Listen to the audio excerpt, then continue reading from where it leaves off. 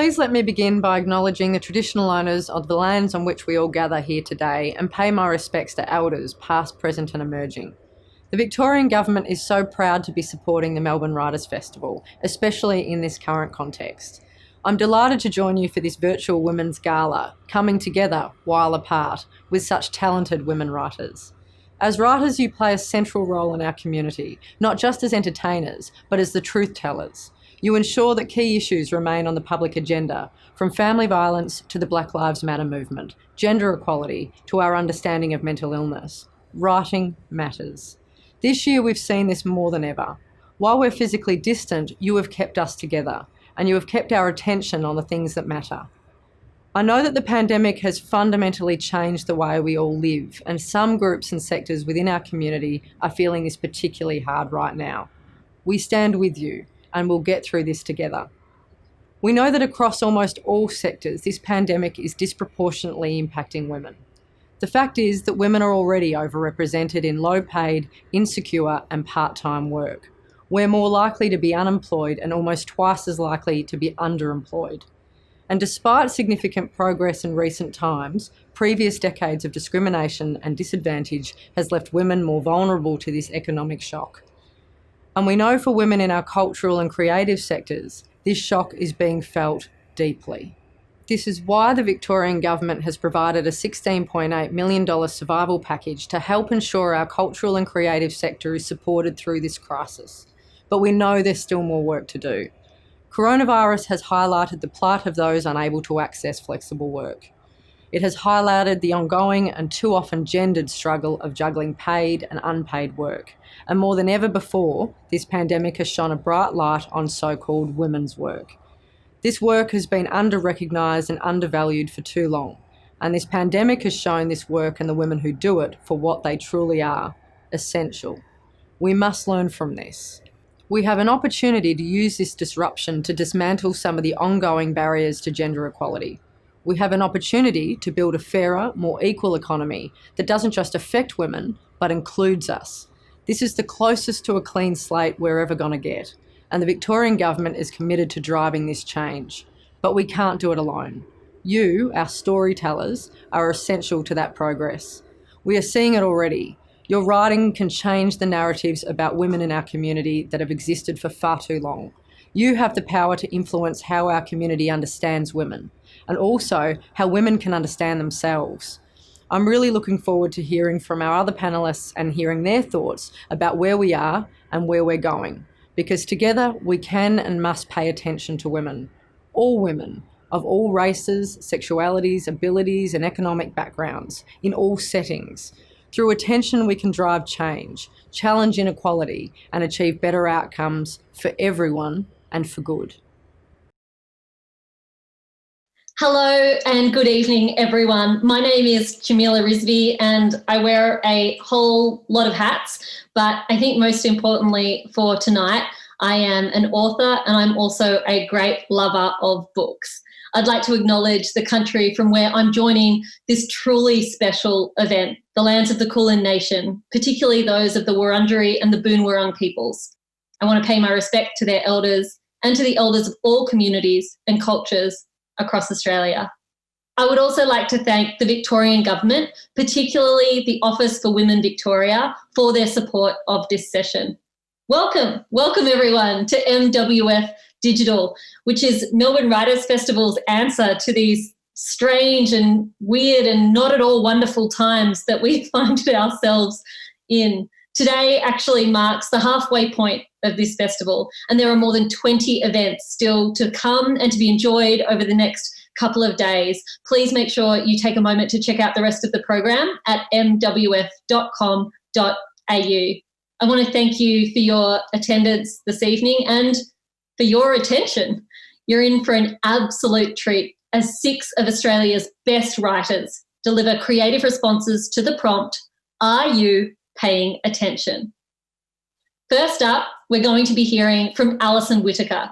She's a Gomeroi poet and law academic, the author of the critically acclaimed poetry collection Black Work and editor of the recently released poetry anthology Firefront, First Nations Poetry and Power Today. I know we can't applaud online, but please make Alison very welcome. Yama. This was recorded on Wongal country, over which Wongal sovereignty was never ceded. When was the last time that your attention snagged on something?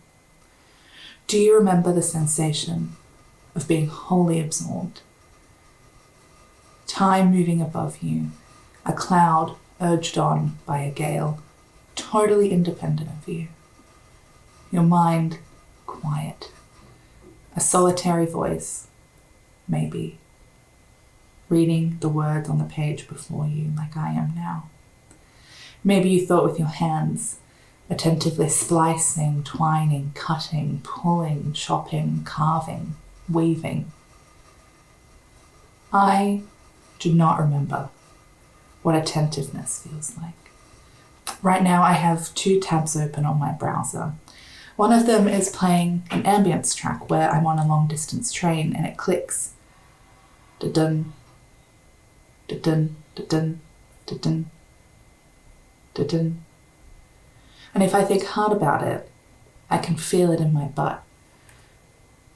It reminds me of catching a train home as a young person. On the other one is a woman who reassures me on a loop. You might be familiar with the genre of video. She says, "It's all right. It's all right."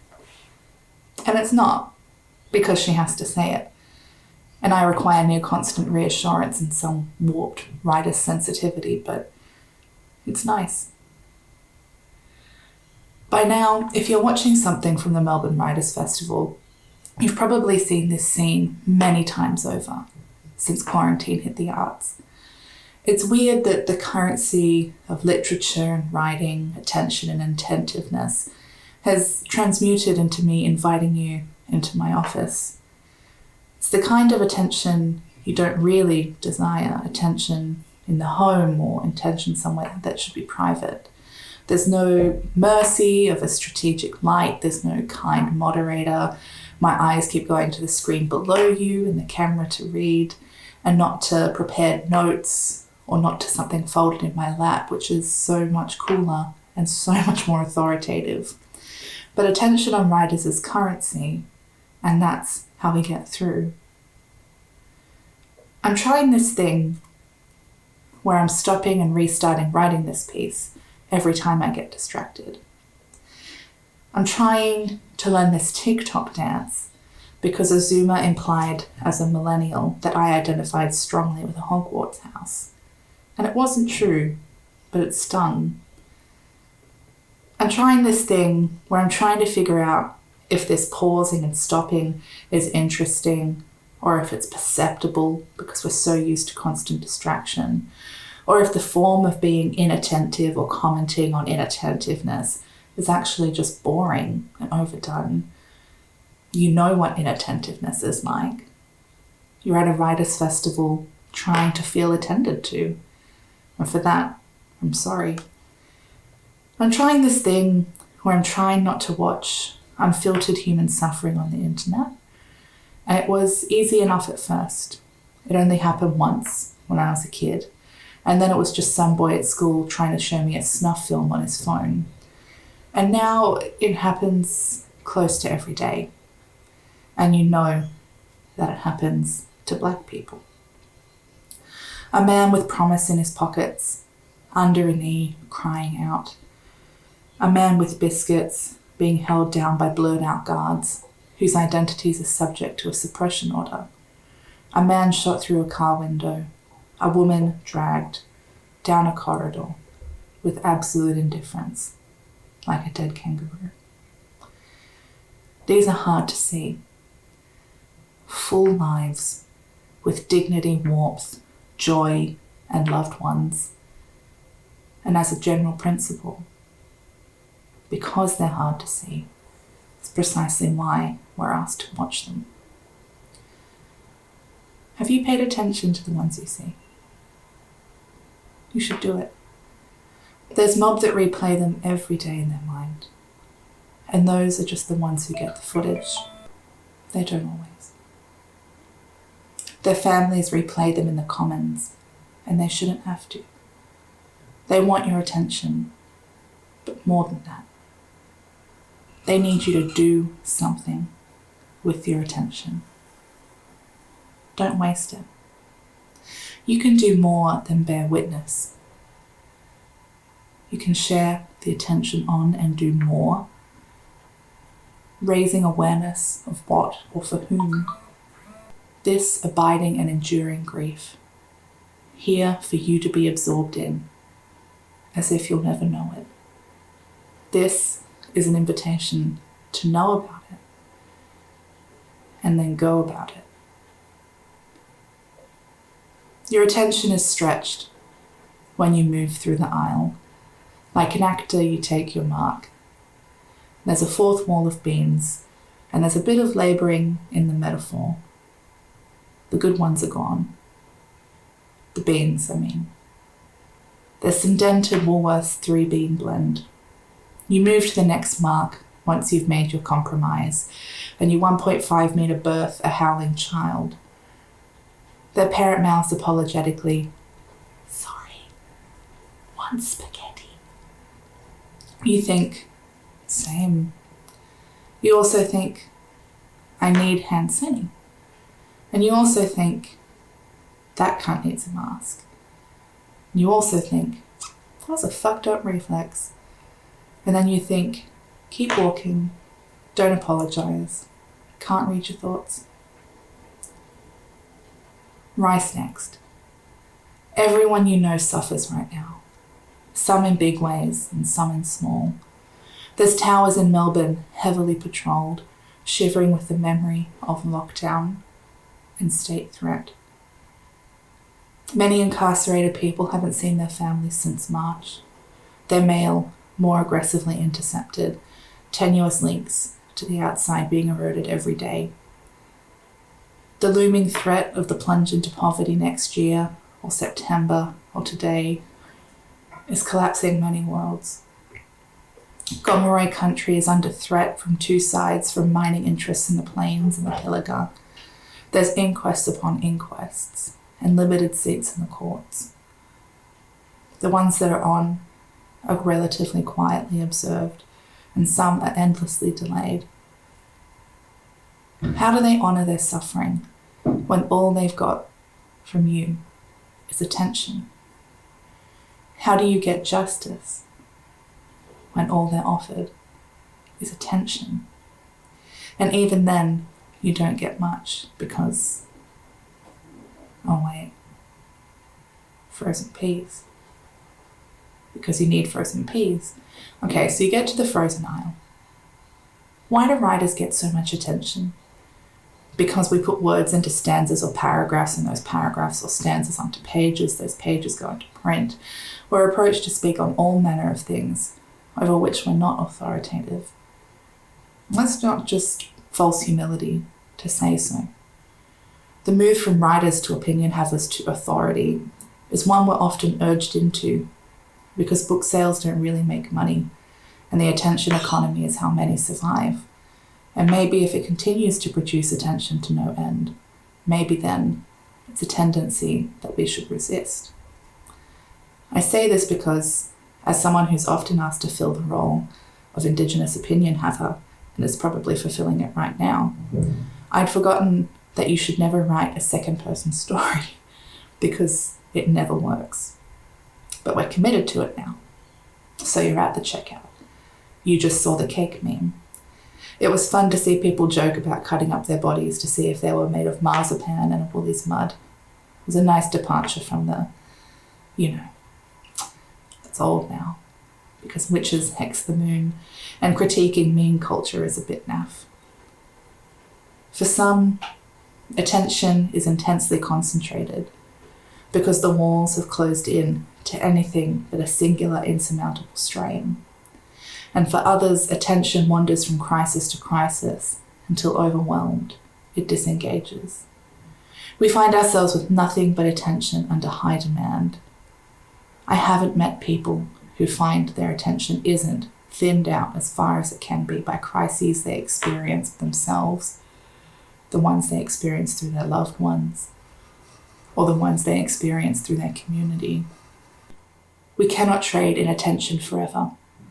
We simply do not have the time nor the capacity for what we do to be driven solely by exposing and hypothesizing and expropriating trauma or horror or stories. We do not have the capacity to mitigate what happens when attention becomes hypervisibility, becomes narratives, becomes discursive weapons. We do not have time for you to not do something.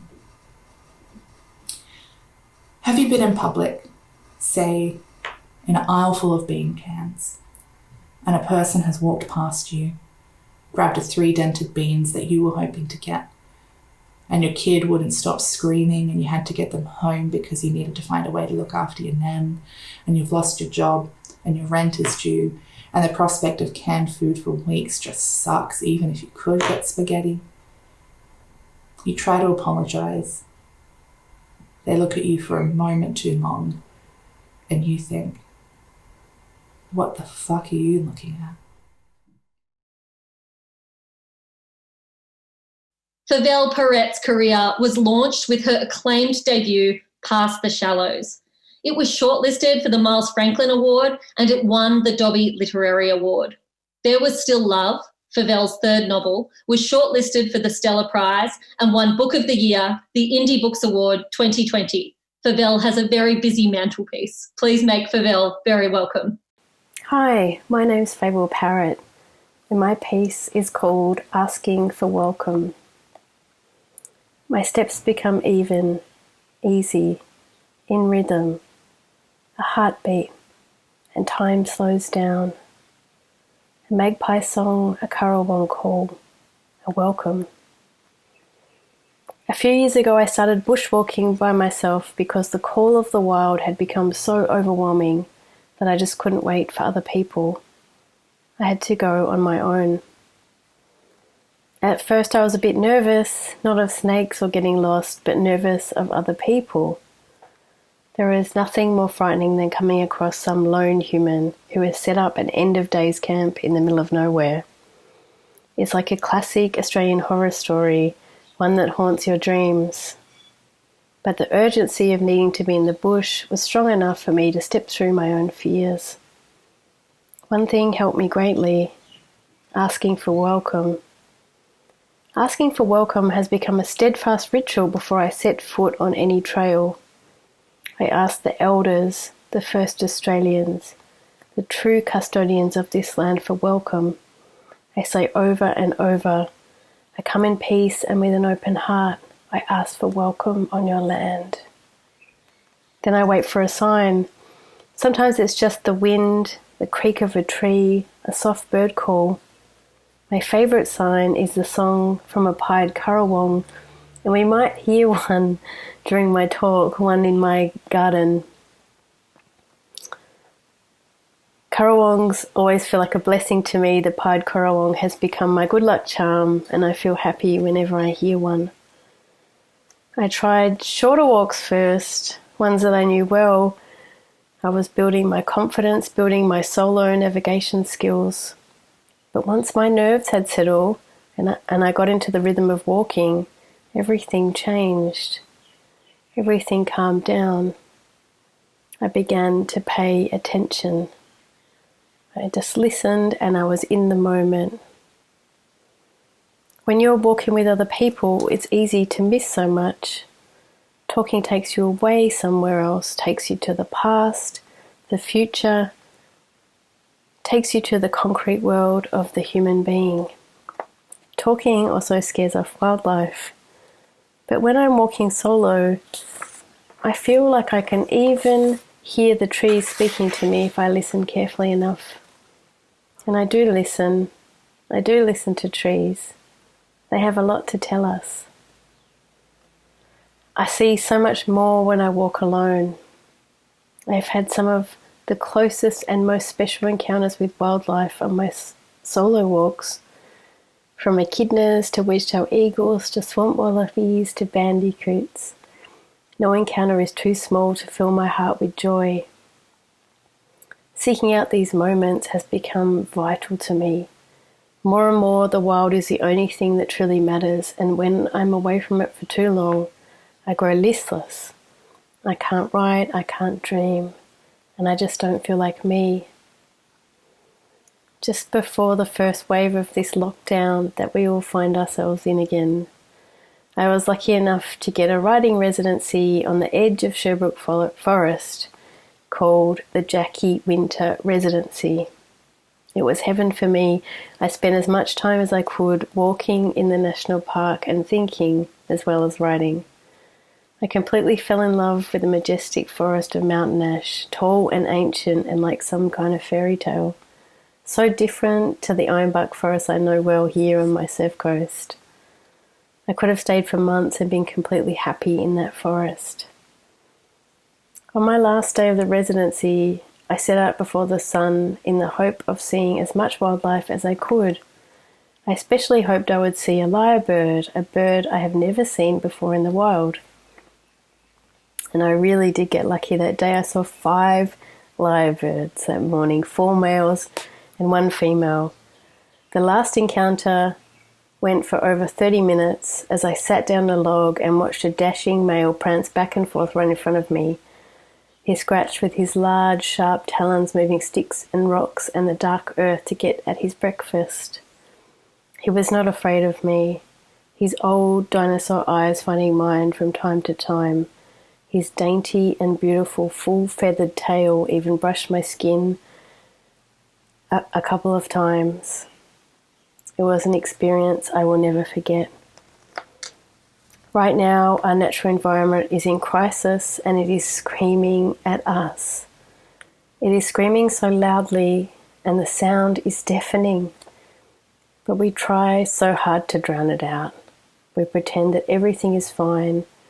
We distract ourselves, we shop till we drop, we fill our days with bright shiny screens and we refuse to listen. This is exactly why connecting with the wild is more important than it has ever been. Being in the wild is where we can listen. Being in the wild is where we can be human. I sit down and this place hums through me. I rest my hand against the earth. There are clear marks of an echidna digging, sniffing, our midnight feast. A beam of sun shoots through the canopy and 2 rosellas rush past me, talking. They fly up towards the light. I breathe in deeply, I breathe out. I close my eyes. I can feel it all. Leah Jing McIntosh is a writer, photographer, and founding editor of Liminal magazine. Her work is underpinned by an anti-racist, decolonial praxis, which means she sometimes gets into trouble. But we like trouble here. Trouble aside, she has been a Victorian nominee for Young Australian of the Year, named one of Forbes Asia's 30 under 30 class of 2020, and AsiaLink's 40 under 40 most influential Asian Australians. Please welcome Leah. Hi. As I start, I would like to acknowledge the traditional custodians of the land upon which I work and live, the Bunurong and Wurundjeri people of the Kulin Nation, and to recognise that this land was stolen, never ceded. I would like to pay my respects to elders past, present, and emerging. So, these are just some fragmented thoughts on attention through some books I've been reading or have read. It is tentatively titled On Attention, on Light. In the library, I find a book of doctored photographs from the Soviet Union. Like a book of translated poems, on the left page is the original photograph. On the right page, where a translated poem would sit, is the original image, just a little different. The book falls open to a photo of a government official standing at Joseph Stalin's elbow as they walk along a canal. On the opposite page, the same photo. But at Stalin's elbow, the man has disappeared, and now there's only water. Stalin killed the man, but this was not enough. He also had him vanished from history. The book is filled with vanishings. In cataloguing fake emptinesses, the historian renders the unseen. In concealing or failing to conceal, the carefully doctored photographs reveal one of the most powerful men in history, acknowledging the weight of memory and the power of attention.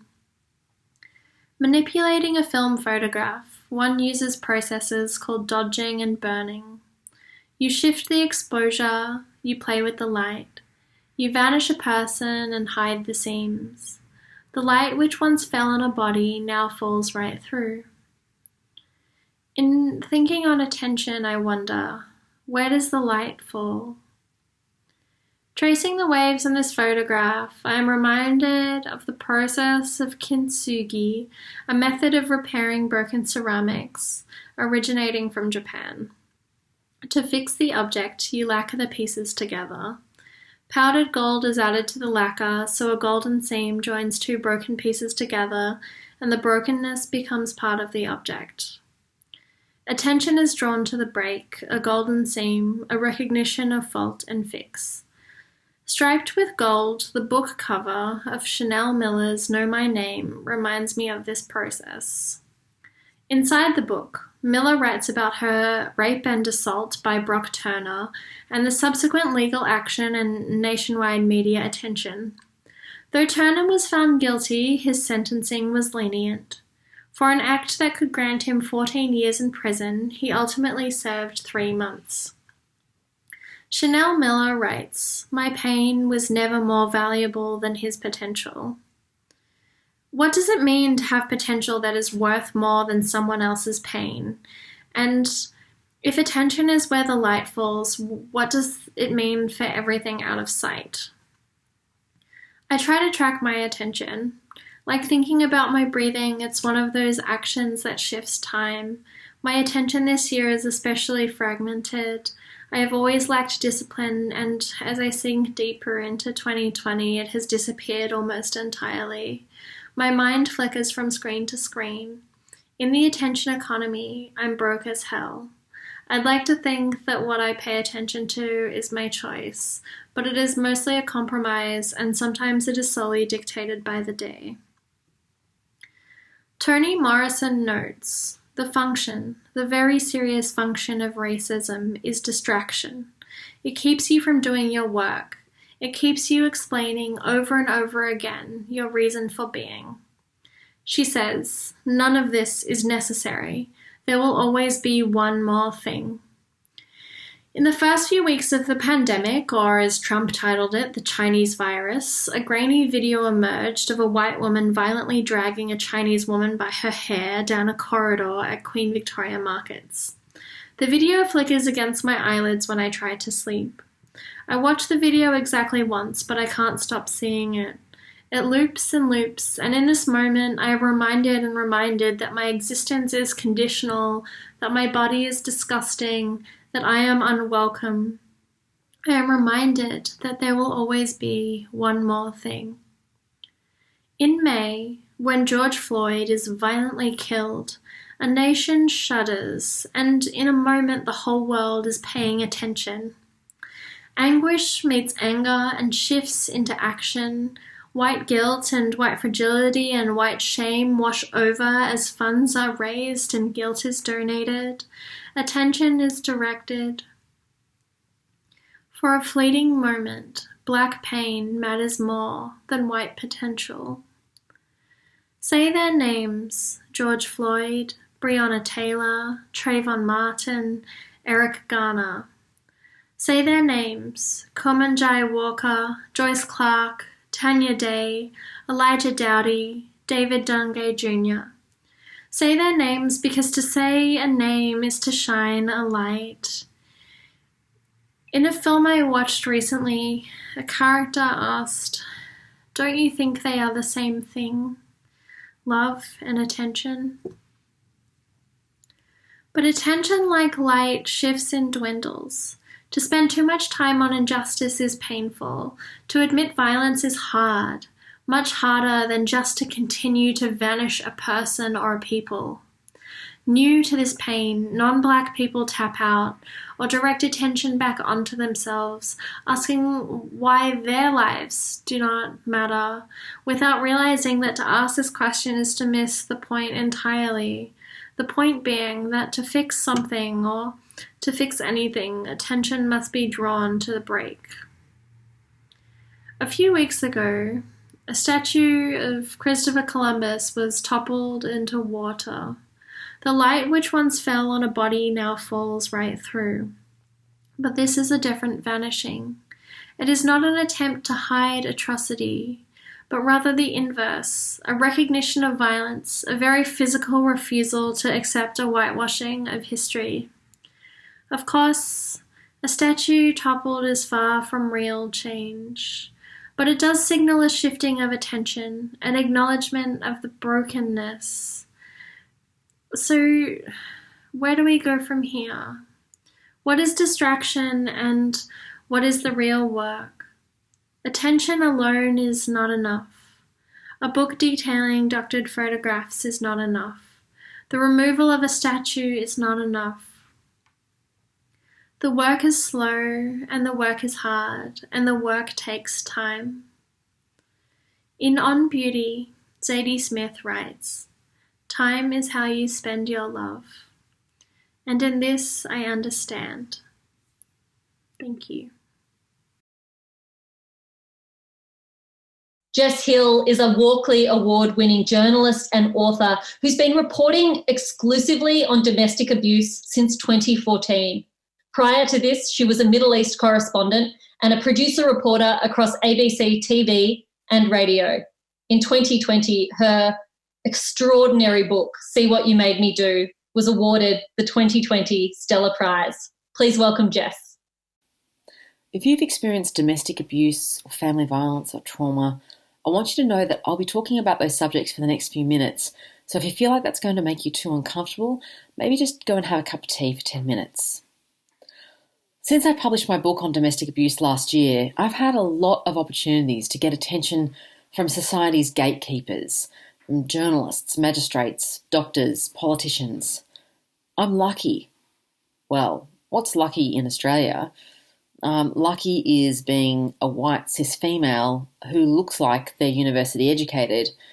So I look like the powerful people in this country, and I get proximity to power as a result. I just want to acknowledge that right up front. It shouldn't be like this, but it still is. And I guess that's something that's really finally starting to get our attention as something that urgently needs to change. When I get invited to speak to these people, I go in with a knot in my stomach. I go in with the knowledge that in every minute there is something at stake, a moment to shift someone from awareness into action, a moment to kickstart their guts and their hearts.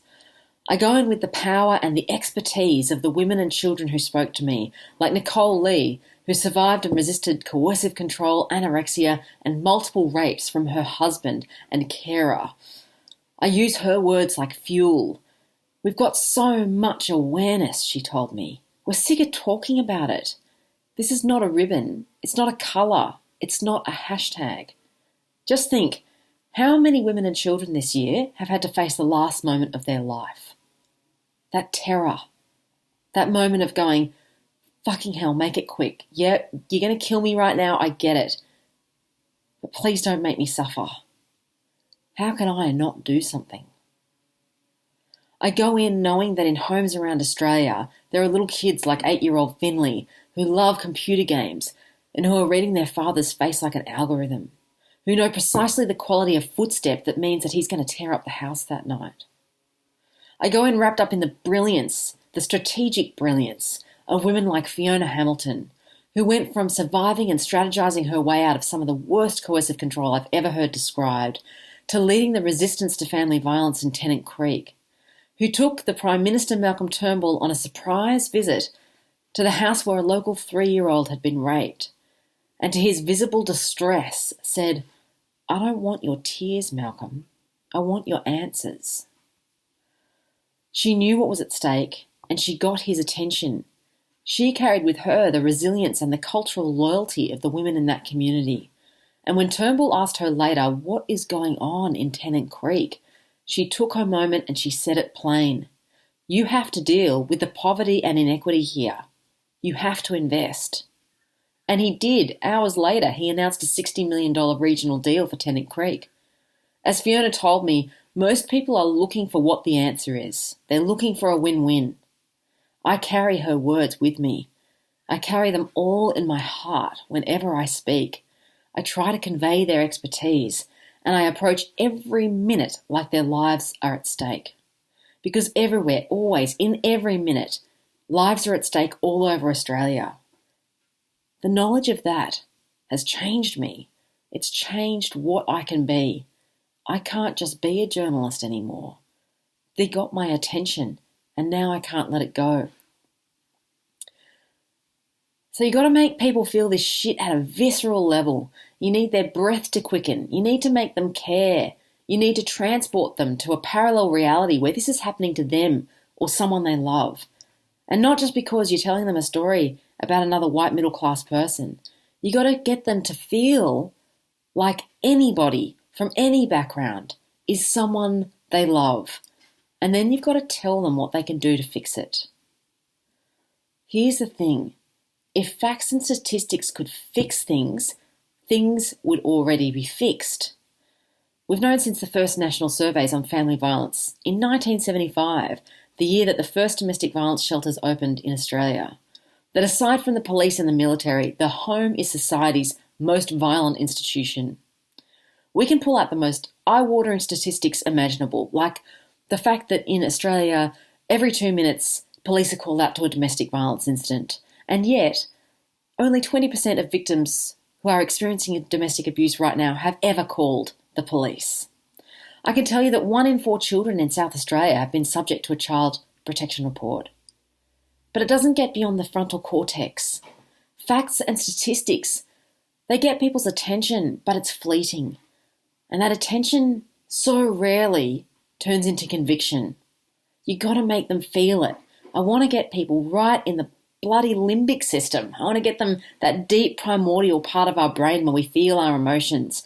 And then I want that strength of feeling to just strike like a lightning bolt into their frontal lobes, the part of the brain that does problem solving and planning. I want that emotion to channel into conviction and into action. I want people to apply themselves to this problem as though their own loved ones' lives depended on it.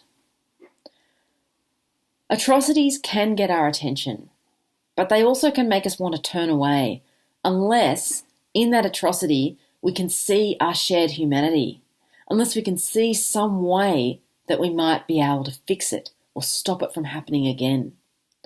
Unless we can see that in taking action, though, we're not just helping someone else as an act of charity, but that it's necessary to help ourselves to heal.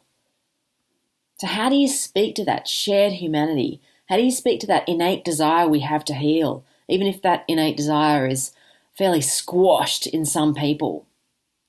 You go beyond the atrocities to the moments of love and care.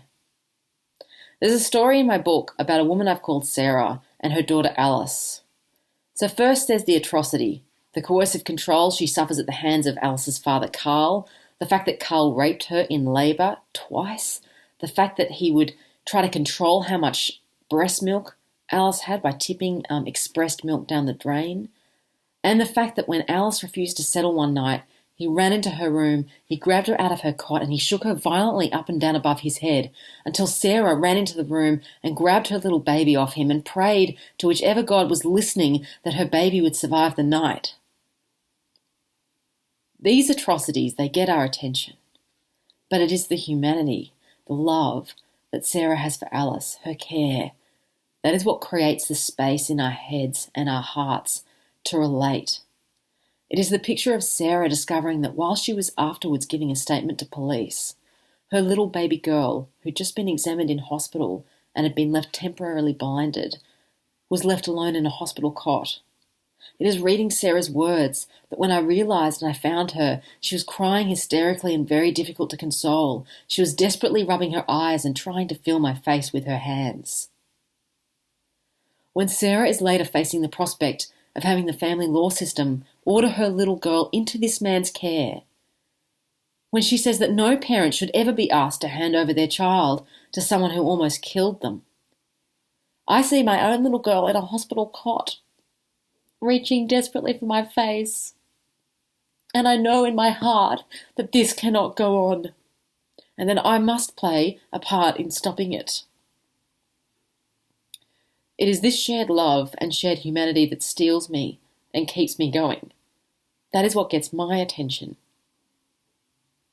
But we only hear people's humanity when we're ready to listen, when we're ready to see them as fully human, as fully deserving of care.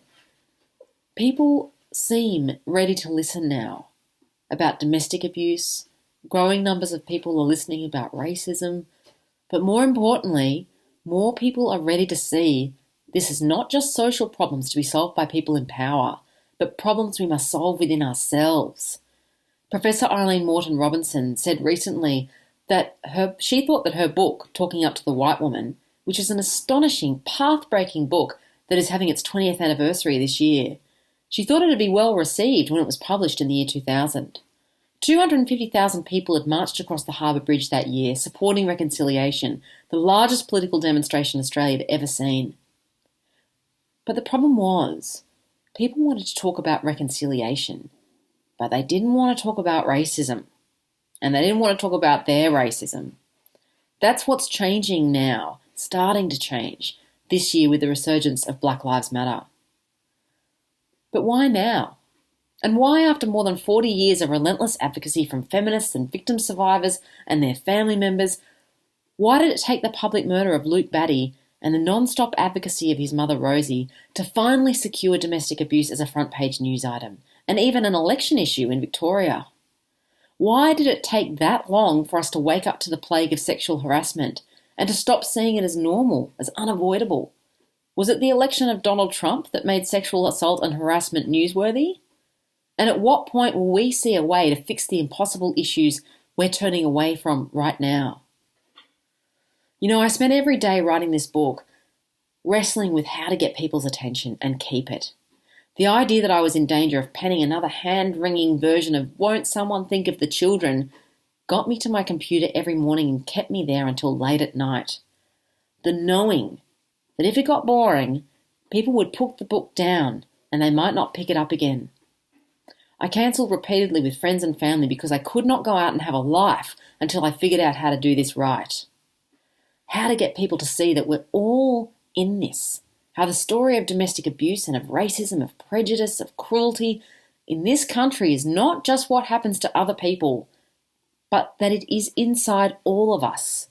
That until we confront our own patriarchal needs for control, men and women's, for domination, for subjugation, until that is confronted at our own personal level in the way that we all carry the subjugator around in our own heads, women will continue to be murdered and First Nations people will continue to die in custody.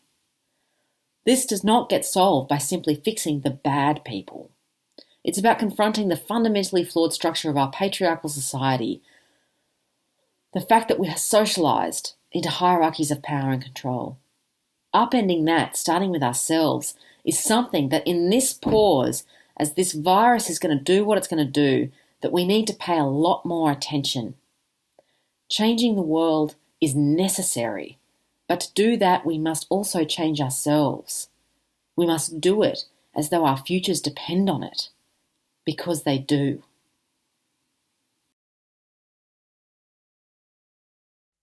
Michelle Law is a writer and actor working across print, theatre and screen. There is literally nothing this woman cannot do. Her work includes the play Single Asian Female and the SBS show Homecoming Queens, which she co-created, co-wrote and then starred in. Talk about a triple threat. Michelle's latest play, Miss Peony, will be staged one day, soon, hopefully, eventually, at Belvoir Street Theatre. It took me a long time to decide what to speak about with this piece because there's just so much in the world that requires urgent attention. To name just a handful, the fact that no person has been convicted for the 438 Aboriginal deaths in custody since 1991, the Black Lives Matter movement and the clandestine detainment of protesters in Portland, The bushfires in January and Scott Morrison's lack of leadership, which manifested in him abandoning the country for a holiday, yet somehow currently polling as a more popular and trusted PM than ever. The enforcement of the national security law in Hong Kong and the rapid erosion of democracy. The overwhelming whiteness of our leaders and the Australian arts and media landscape. Australia's inhumane and internationally condemned detention policies driving refugees to take their own lives. The vilification of Asian people around the world after the COVID outbreak in Wuhan. And on a more positive note, how Gen Z is inspiring us to be better and more mobile activists. Australia and the world is exhausting, and we hate it here. Normally, my brain tries to formulate tangible, step-by-step plans to tackle problems. But right now, there's so much going on around the globe in 1 year to too many of us. Right now, things feel too big to distill. Where do you start when everything is monumental, and in the case of COVID, unprecedented? As a general rule, I've found that when I'm overwhelmed by the macro, it helps to go micro. Like if you've had a nervous breakdown and life feels impossible, clearly not speaking from personal experience here, it's good to start with small, achievable steps, like drinking a glass of water, or eating a piece of fruit, or brushing your teeth, before graduating to bigger tasks. In these situations, it helps to start small. As privileged people, we have a duty to sort ourselves and our bullshit out before being able to responsibly assist others who aren't as fortunate. Generally speaking, the people who attend, pay attention to, or create and contribute to the discourse at writers' festivals are privileged, educated, middle-class folks who have the time and resources to indulge in ideas, because we're not wanting when it comes to our basic needs for survival.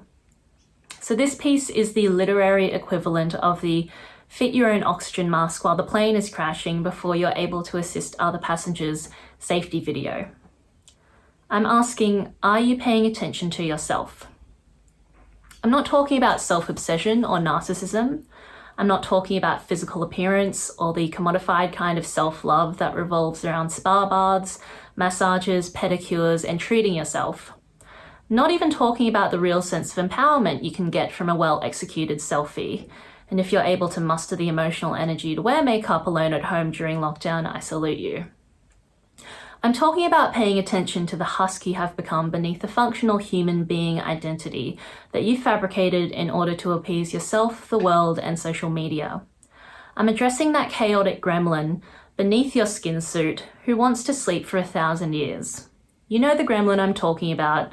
Those nihilism memes don't make and share themselves. I'm talking about Mindfulness, the unauthorized sequel. Recently, there was a poll conducted during the first lockdown in Australia, the results of which made me want to yeet myself into a deep depression.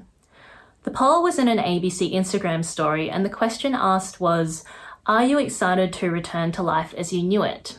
And you could answer yes or no. I surprised myself by instinctively hitting no, which was odd because despite living in relative luxury compared to many others, I was finding lockdown hard. My housemate had left for Queensland to be with her family once borders closed, so I was living alone without any human contact. I'd lost all my work for the foreseeable future, which was scary as a freelancer relying on the gig economy. I was living off savings I couldn't afford to dip into because I wasn't yet sure if I was eligible for government support. I just had my heart broken, and my sister had just had the first grandchild in our family after a complicated labour, and I couldn't be there to support her. But despite all of this, I still chose no when presented with the question, are you excited to return to life as you knew it? And after I voted, I saw that the significant majority of voters who took part in the poll also answered no. Essentially, what myself and other voters were saying was that normal life was worse than being in lockdown. That normal life was worse than the pain and chaos of a global pandemic with no foreseeable end. What the fuck? When it comes to enlightenment, I have about as many credentials as a white woman with dreadlocks and a hemp crossbody bag manning a red gum chopping board stall in 35-degree heat at the Woodford Folk Festival. But if things like perfectly healthy people requiring ventilators for life support and a deep recession that will affect all of our lives for years to come isn't proof enough that shit has hit the fan, a poll where people have basically said, well, at least that's better than regular life, is a sign that there's shit all over the house and we've all got pink eye. My life was objectively great before lockdown. I had fulfilling work, I had savings, I had a roof over my head, I was managing to exercise regularly, I had a great group of friends. But then lockdown happened, and with it came phone calls, Zoom trivia nights, and house party sessions during which friends and I would ask each other, how are you finding the new normal? There would be a pause, and then we would sheepishly mutter that we didn't hate lockdown, and then bury our faces in our hands with shame. The truth is that we didn't hate not having to do something or attend something simply out of social obligation. We didn't hate that people were sending emails instead of calling meandering meetings. We didn't hate that some processes like buying groceries or getting a prescription became more accessible remotely. The women among us didn't hate that men no longer dared to touch us on public transport and that we could be outside at night and feel bittersweetly safe for the first time. We didn't hate that we had time to reconnect with our children and pets. We didn't hate that we were slowing down to cook and garden more. We didn't hate introducing ourselves to our neighbours and being part of a community. We didn't hate that some of us were able to afford more essentials on JobKeeper and JobSeeker than we could working overtime in jobs that undervalued us. The pandemic and lockdown was further exposing us to the ways in which the systems we live in are flawed and sometimes broken.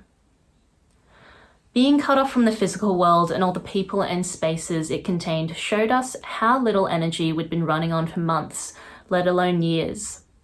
The nature of modern life and our obsession with this ethos of busyness equals success has meant that we've become adept at refueling for short periods of time before repeatedly burning out. There is no such thing as a work-life balance because we hold both working and living up in relation to something or someone else. Beyonce has the same hours in the day as me.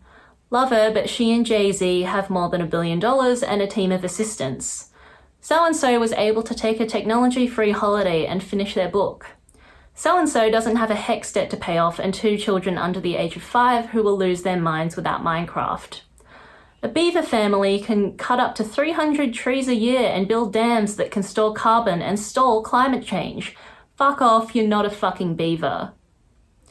We're not letting ourselves just be, and that has knock-on effects. When we're not allowed to be, we can't rest. If we can't rest, we don't have energy. If we don't have energy, we can't make changes to our lives. If we can't make changes to our lives, we can't make changes to the ways in which we treat other people and the world at large. I'm no philosopher, but I believe it was Socrates who said, "Shit's cooked, need to pop a sit." Side note, end capitalism and white supremacy. Side note, eat the rich. That includes us. Socrates did, however, say this: "Let him that would move the world first move himself."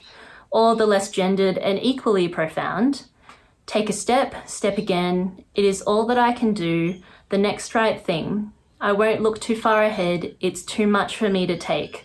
But break it down to this next breath, this next step. This next choice is one that I can make.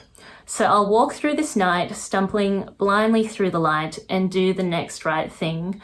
From the criminally underrated Frozen 2 song, The Next Right Thing.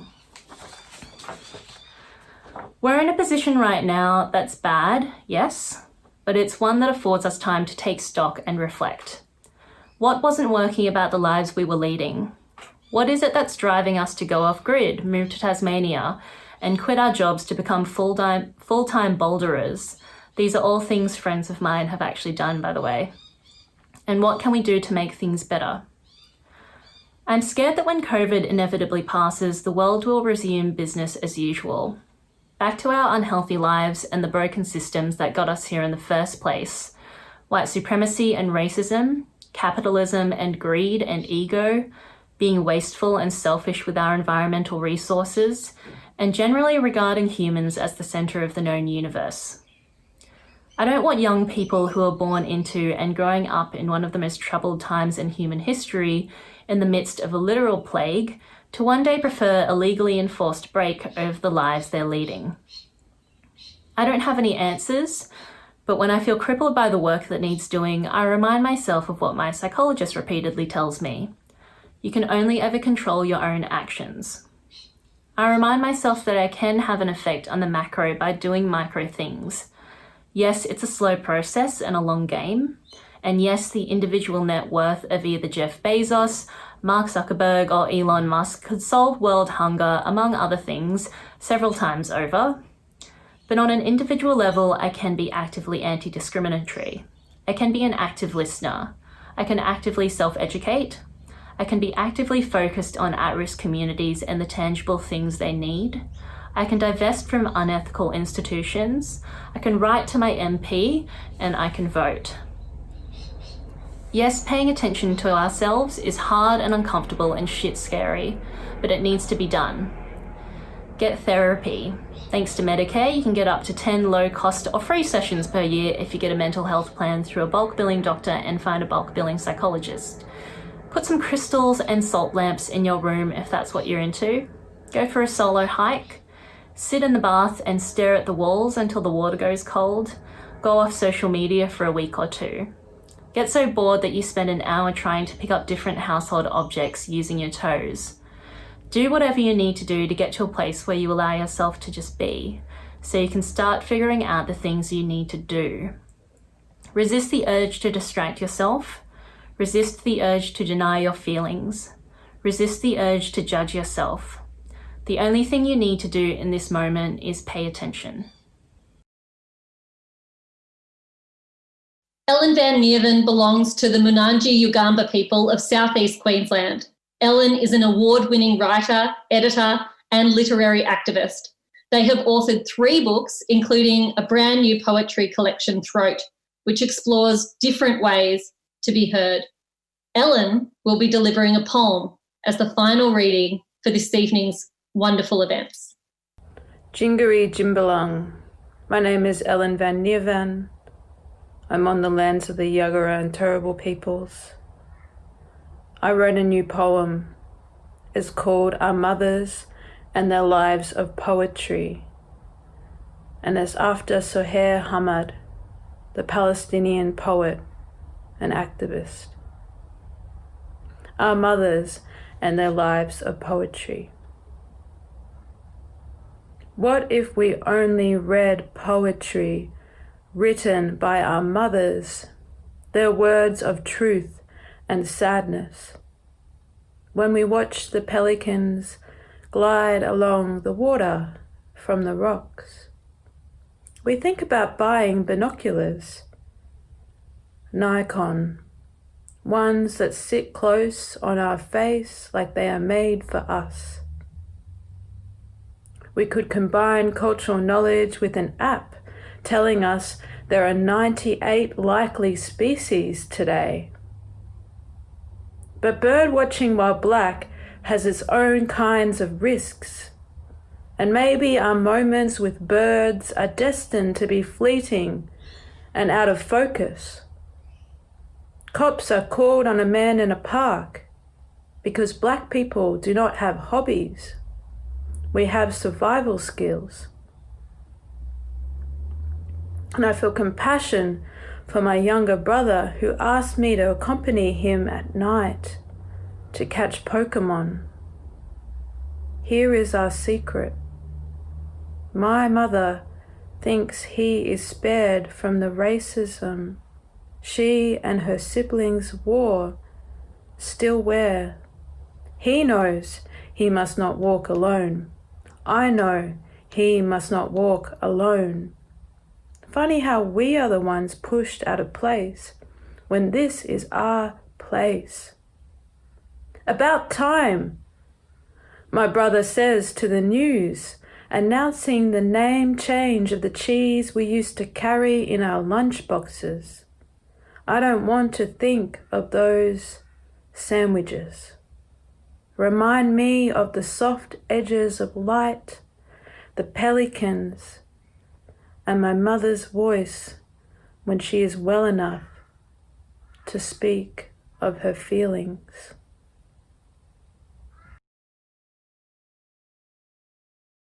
Thank you so much for being with us this evening. to witness 6 of Australia's most clear-eyed, insightful writers, including prize winners, poets, screenwriters and actors, and award-winning novelists. I feel that this event has been truly unmissable. I'm excited that I've been here tonight to hear the explorations, the interrogations, and the challenges around what holds our attention, what fails to, and why. I want to thank everyone for being with us tonight, for sharing your attention with these wonderful authors. If you have loved their work, please make time and open your wallets and check out their books at the Melbourne Writers Festival bookstore online, or you can, of course, head to readings.com.au where you can pick up collections of their works. Thank you for your time and good evening.